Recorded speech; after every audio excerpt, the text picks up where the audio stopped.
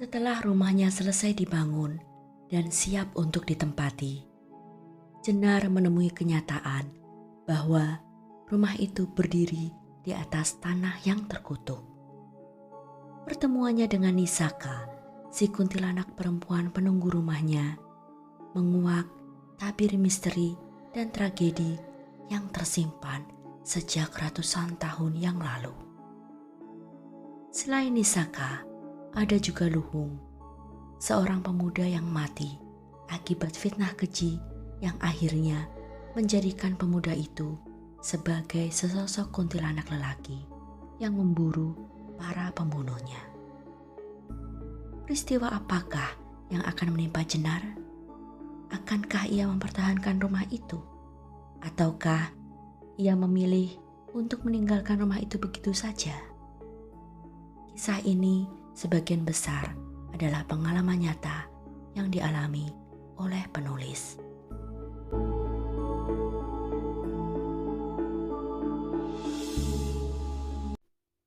Bagian ke-11, Teka-teki Nisaka. Luhung sangat gelisah. Sudah berhari-hari Nisaka tak menyambanginya. Tak biasanya gadis itu bertingkah seperti itu. Namun setiap kali ia ingin mendatangi rumah Nyai Laksmi, Luhung menjadi ragu karena teringat kembali saat Demang Bajra mengusirnya. Malam itu, ia memutuskan untuk berkunjung ke rumah Mbok Girah. Ia sangat ingin tahu apa yang terjadi dengan Nisaka. Ia pun kembali meminjam kuda milik Lekpardi untuk pergi ke sana. "Kula nuwun," ucap salam Luhung di depan pintu rumah Mbok Girah yang masih terbuka lebar. "Oh, kamu tole, tumben dolan kemari. Ayo masuk," sambut Mbok Girah di depan pintu. "Sudah makan, Le? Mbok sedang makan dengan Warti. Ayo kamu sekalian makan." "Ndak usah, Mbok, matur nuwun," tolak Luhung dengan sopan. Meski lapar dan belum makan, ia sungkan untuk menerima tawaran perempuan itu. "Alah, ndak usah malu-malu, seperti dengan orang lain saja. Ayo cepat ambil lauk." Tak mau mendengar penolakan Luhung, Mbok Girah cepat-cepat menyodorkan piring kepada pemuda itu. Luhung pun menerimanya dengan mengangguk rikuh. Ia mulai bergabung makan bersama Mbok Girah dan Warti. "Tumben kamu kemari. Ada apa, Le? Bapakmu sehat toh?" "Enggih, Mbok, bapak sehat. Aku kesini mau menanyakan soal Nisaka. Sudah beberapa hari ini dia ndak datang ke rumahku. Ndak seperti biasanya. Sudah hampir 3 pekan kalau aku tak salah hitung. Ada apa dengan dia? Apakah dia sakit? Atau dipindah Bu Laksmi kemana?" Raut wajah Mbok Girah tampak sedih. Ia menyuruh Warti untuk membereskan piring kotor dan membawanya ke dapur. "Nisaka masih berada di rumah itu, Le. Tapi dia tidak sedang baik-baik saja," ujar Mbok Girah. Wajahnya tampak seperti menyimpan beban yang berat. Jantung Luhung serasa berhenti berdetak mendengar jawaban itu. Mengapa, Mbok?" Pertanyaannya menggantung. 1000 dugaan berkecamuk di kepalanya. Mbok Girah menarik napas dalam-dalam. "Nisaka menjadi sangat pendiam dan pemurung, Le. Ia hanya tergeletak di kamarnya. Ia tak pernah mau bicara lagi, bahkan tak menjawab saat ditanya. Tatapan matanya kosong. Ia hanya makan 1 atau 2 suap saja, itu pun harus dipaksa." "Apa yang terjadi padanya, Mbok?" tanya Luhung. Ia benar-benar sangat sedih dan khawatir. Ingin rasanya ia segera memacu kudanya dan menerobos pintu rumah itu untuk melihat langsung keadaan Nisaka. Tak ada yang tahu penyebabnya, Le. Ia pun tak mau bercerita. Kami semua kebingungan. Sekelebat wajah Sinyo Jansen muncul di dalam pikiran Luhung. Rahang pemuda itu mengeras. Ia yakin sekali pasti pemuda buli itu yang telah menyakiti hati Nisaka hingga gadis pujaannya itu menderita luka batin. Bila menuruti kata hati, ingin sekali rasanya ia mendatangi Sinyo Jansen dan membatahkan batang leher pemuda itu. Aku pulang dulu, Mbok. Akan ku cari penyebabnya. Bila dalam 3 hari ini keadaan Nisaka belum juga membaik, aku akan mengunjunginya. Aku tak peduli lagi pada ancaman Demang Bajra. Katakan hal itu pada Nisaka, ujar Luhung penuh amarah. Mbok Girah mengelus lengan pemuda itu. Sabar, Le. Kita tunggu saja. Semoga keadaan Nisaka kembali membaik. Ibunya sudah berencana membawanya ke dokter di Batavia bila keadaan Nisaka semakin memburuk. Luhung mengangguk. Ia berterima kasih, lalu berpamitan kepada Mbok Girah dan Warti. Ia memacu kuda itu kembali ke pantai.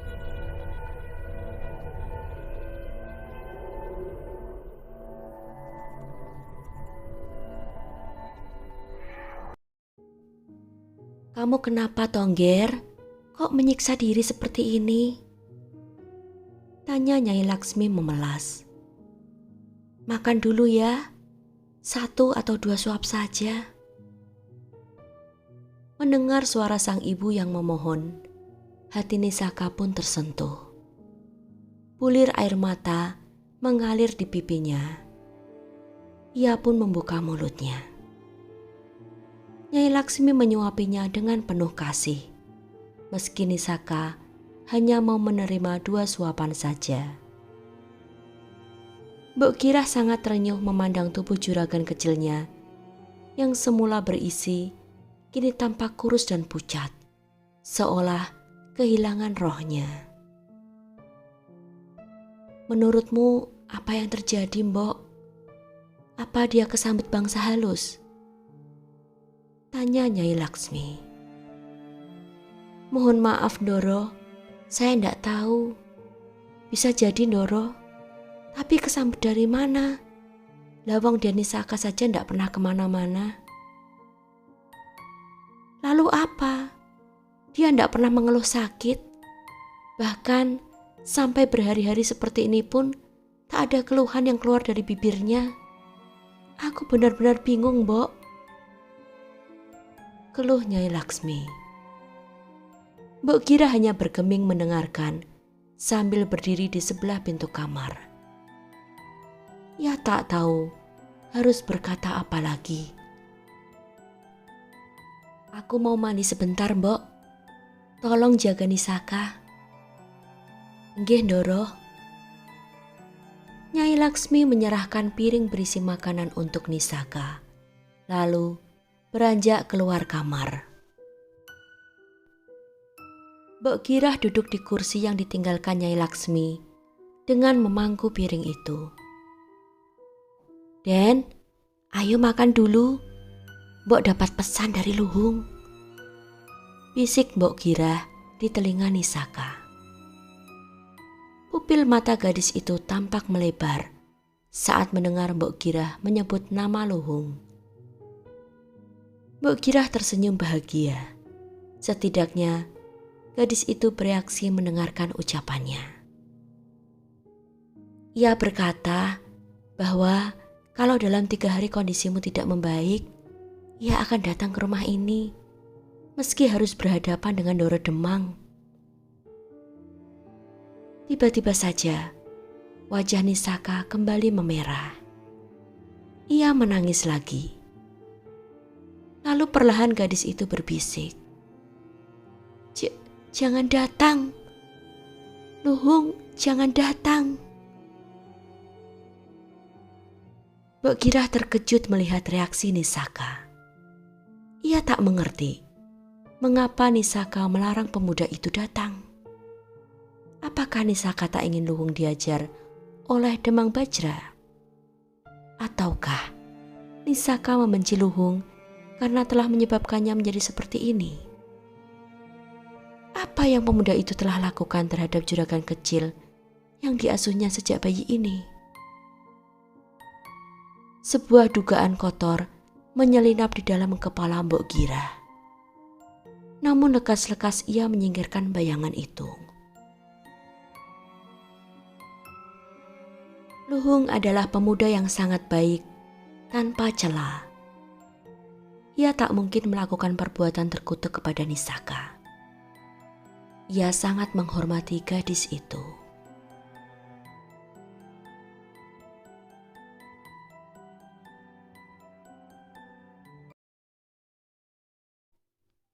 "Berhenti sebentar, Kang," ujar Luhung saat Panut lewat depan sepeda ontelnya.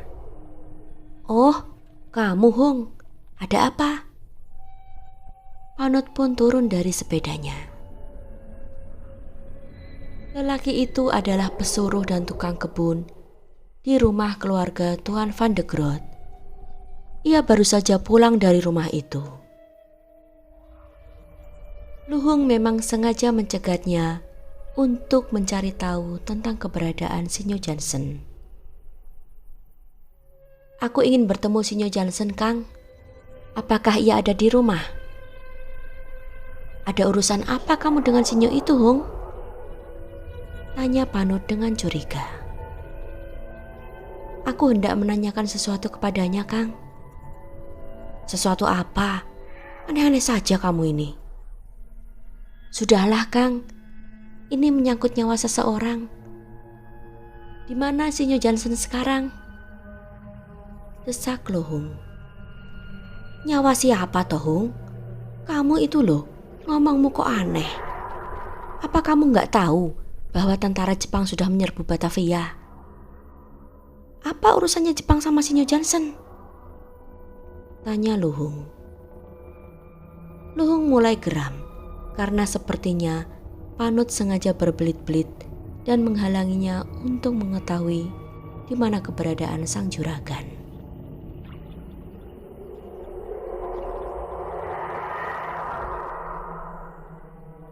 "2 hari yang lalu aku dengar di radio bahwa Jepang mulai masuk Batavia.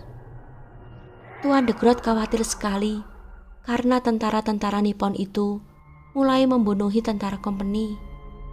Itu sebabnya para kompeni segera mengirimkan anak-anak mereka untuk kembali ke Holland sana, termasuk Sinyo Jansen dan teman-temannya, seperti Noni Ana, Noni Linda, dan semuanya." Penuturan Panut membuat Luhung terperangah. Ia kehilangan kata-kata. Luhung merasa sangat terpuruk. Entah apa yang akan dikatakannya nanti di depan Nisaka. Harapannya pupus sudah untuk mengorek keterangan dan sekaligus menghajar Sinyo Jansen. "Sudah jelas, Hung. Hung, ditanyain malah diem. Dasar bocah gemblung." Panut pun menggerutu. Ia menaiki dan mulai mengayuh sepedanya, meninggalkan Luhung yang berdiri terpaku di tengah jalan. Bersekongkol dengan Mbok Girah, sesekali Luhung menemui Nisaka secara sembunyi-sembunyi saat siang hari menjelang sore. Demang Bajra lebih sering datang ke rumah itu menjelang petang hingga tengah hari keesokan harinya. Keadaan Nisaka sungguh mengenaskan. Sang ibu sibuk mengurusi perkebunan dan usaha-usahanya yang lain. Adik lelakinya pun sedang menuntut ilmu kanuragan. Tak ada seorang pun yang bisa menghiburnya kecuali kedatangan Luhung. Meski demikian, Luhung hanya tahu bahwa Nisaka sedang patah hati karena Sinyo Jansen. Nisaka pun tak pernah menceritakan tragedi yang menimpanya kepada siapapun, termasuk Luhung. Ia belum siap untuk itu. Nisaka takut menghancurkan rumah tangga sang ibu.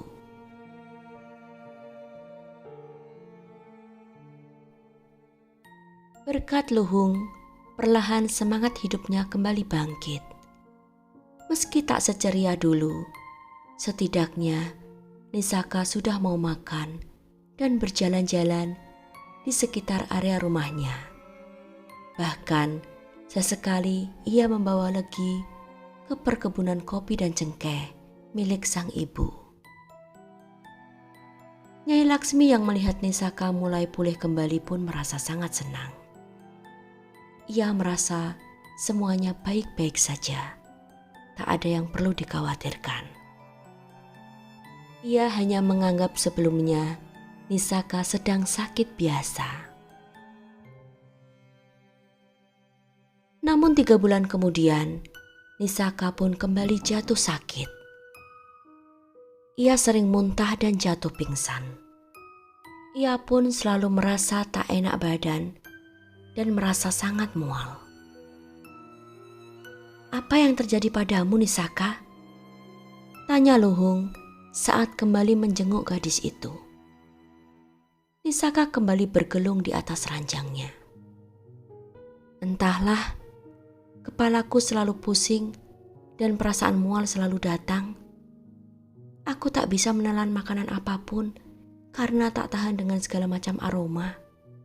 Meskipun itu aroma makanan yang lezat sekalipun," keluhnya. Luhung ingin berlama-lama berada di sana, namun ia harus segera pergi. Lek Pardi sudah menunggunya untuk segera melaut bersama. "Aku pergi dulu, Nisaka. Lusa atau 3 hari kemudian aku akan menjengukmu lagi." Nisaka mengangguk hampa saat pemuda itu berlalu dan menutup pintu kamarnya. Luhung menuju ke dapur untuk menemui Mbok Girah. "Nisaka sakit lagi, Mbok. Coba nanti Mbok tengoklah sebentar. Kasihan dia belum makan." Mbok Girah menghentikan kesibukannya mengulek bumbu. "Sakit apa lagi?" Luhung menceritakan keluhan Nisaka. Mbok Girah mengerenyitkan dahi mendengarnya. "Aneh," gumam Mbok Girah. "Baiklah, nanti kuurus dia." "Baik, Mbok. Aku pergi dulu. Matur nuwun." Luhung berbalik pergi. "Hung," panggil Mbok Girah sebelum Luhung keluar dari dapur. "Kamu ndak usah datang lagi ke sini, Leh. Datanglah ke rumahku saja bila ingin tahu keadaan Nisaka." "Mengapa, Mbok?" tanya Luhung dengan kening berkerut. "Ndak apa-apa. Lain waktu ku jelaskan alasannya." "Oh, baiklah kalau begitu." Mbok Girah memandangi punggung Luhung saat pemuda itu berlalu. Sejujurnya, Mbok Girah sedikit tak enak hati melihat Luhung terlalu sering datang ke rumah majikannya dan menemui Nisaka di kamarnya meski hanya sebentar. Itu adalah hal yang tak pantas. Namun hal lain yang menjadi beban pikiran Mbok Girah adalah bila ada yang memergoki Luhung seperti itu dan melaporkannya kepada Nyai Laksmi atau Demang Bajra, maka habislah dia. Mbok Girah bisa-bisa kehilangan pekerjaannya.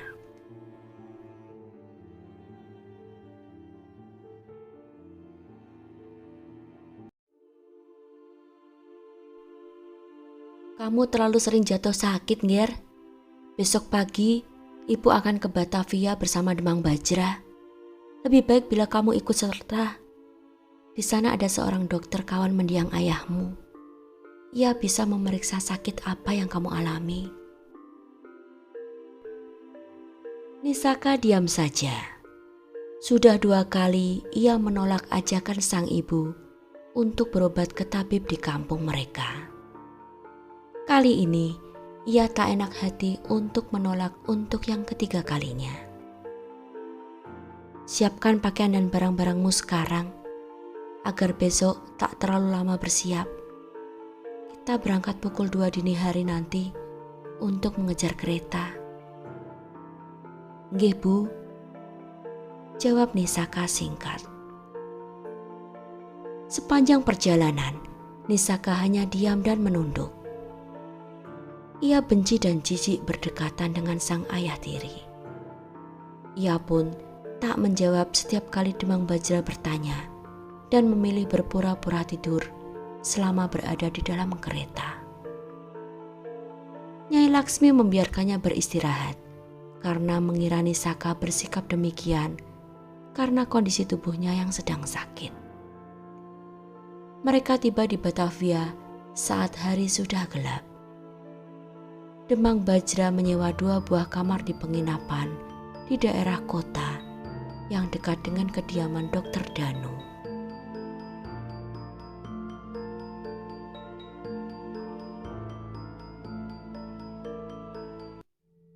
Keesokan paginya pada pukul 8, mereka sudah tiba di kediaman Dr. Danu yang saat itu belum berangkat ke rumah sakit.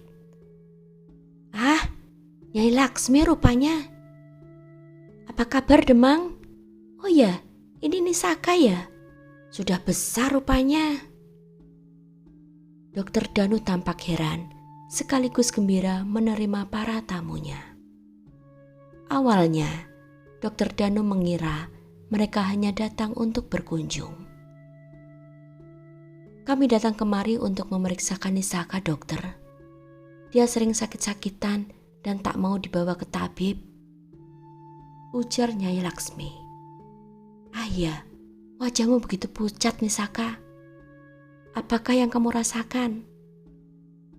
Mual, pusing, tak enak badan dokter, jawab Nisaka dengan lirih. Ayo kita ke ruang periksa dulu, ajak Dr. Danu. Nyai Laksmi dan Demang Bajra menunggu di ruang tamu. Tak butuh waktu lama, Dr. Danu pun kembali ke ruang tamu dan memanggil Nyai Laksmi. Demang Bajra tampak kebingungan karena Dr. Danu tak mengajaknya untuk masuk ke ruang periksa. Ada apa ini? Tanya Demang Bajra saat menerobos masuk ke ruang periksa.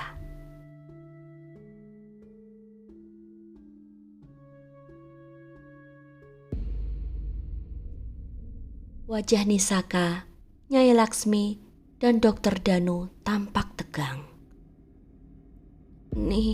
Nisaka hamil, ujar Nyai Laksmi dengan gugup. Apa? Demang Bajra sontak berteriak. Hari itu juga, Demang Bajra memutuskan mereka harus segera pulang ke rumah. Ia membatalkan janjinya untuk bertemu dengan seseorang di Batavia. Sesampainya di rumah, Demang Bajra mengurung Nisaka di dalam kamarnya. Di dapur, ia menanyai semua orang. Siapa lelaki yang berhubungan dengan Nisaka? Siapa yang pernah datang ke rumah ini? Bentaknya. Dengan berkacak pinggang, ia berkeliling memandangi Nyai Laksmi, Mbok Girah, dan para pembantu lain, kusir, hingga tukang kebun. Semuanya diam dan tertunduk ketakutan menyaksikan kemarahan Demang Bajra.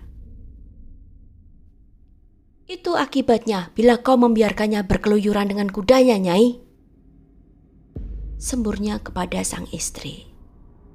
Nyai Laksmi terisak tanpa suara. Hanya bahunya yang berguncang dan kedua tangan menutup wajahnya dengan sapu tangan. Siapa yang ia temui bila pergi berkuda? Jawab. Luhung. Nama itu terucap begitu saja dari bibir Nyai Laksmi. Demang Bajra berjalan menuju kamar Nisaka dengan langkah-langkah lebar. Benarkah Luhung yang telah menghamilimu? Teriaknya pada Nisaka yang berbaring menyamping menghadap dinding. Nisaka diam saja. Air mata jatuh bergulir saat ia memejamkan matanya. Siapa yang melakukannya, Nger? Tanya Nyai Laksmi seraya menghampiri dan menyentuh bahu Nisaka dengan lembut. Nisaka bergeming. Ia hanya berhubungan badan dengan Sinyo Jansen. Beberapa minggu kemudian, ia mengalami datang bulan. Lalu Demang Bajra memperkosanya, dan bulan berikutnya ia sudah tidak datang bulan lagi hingga bulan ketiga. Nisaka yakin sekali, Demang Bajra lah yang sudah menabur benih di dalam rahimnya. Namun bagaimana caranya mengatakan hal itu kepada sang ibu? Ia tak mungkin sanggup menghancurkan hati Nyai Laksmi. Apa kamu sudah bisu, Nisaka? Demang Bajra semakin murka saat Nisaka sama sekali tak menjawabnya. Akhirnya, lelaki itu keluar dari rumah dan berteriak ke arah istal. Dargo, kemari! Dargo berlari menghampiri sang juragan. Ada apa, Doro? Bawa 10 anak buahmu, lalu cari Luhung. Demang Bajra memberikan arahannya. Dargo mengangguk-angguk mengerti. Tak lama kemudian, ia sudah menaiki kudanya menembus kegelapan malam.